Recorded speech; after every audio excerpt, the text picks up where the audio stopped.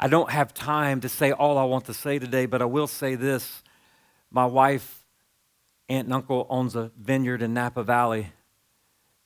Yes, the hand of God is on our lives. But I'll never forget, I teach John 15 a lot, and she showed me something where one of the things that happens is if you don't prune the branches break off. They self-root into the ground. They self-root.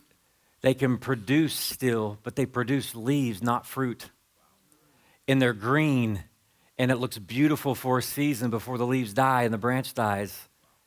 There's a lot of churches with a lot of activity, with a lot of green stuff going on, but not fruit that remains. A lot of good, cool things happening, and man, you can just spit out all the activity in your church and all the cool things and all the vision and all the dreams. But my question to you is it green leaves or is it fruit that remains? Because you can have green leaves that look real good, but they're already dead. The branch is already dead. It'll last for a season, but we're all shocked out of our mind when the next person gets announced that they are number 13 still.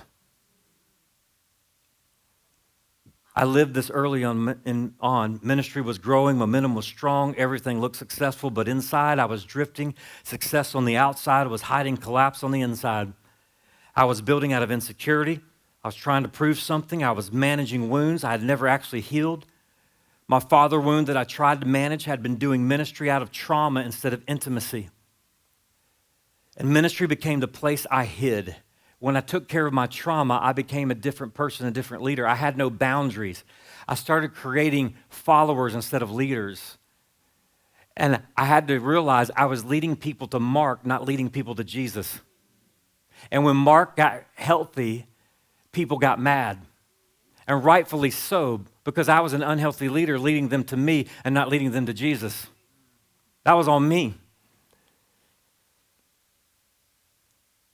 I could preach and not pray, lead and not linger, strategize and not surrender. And because everything looked successful, no one asked deeper questions. Success on the outside was hiding collapse on the inside.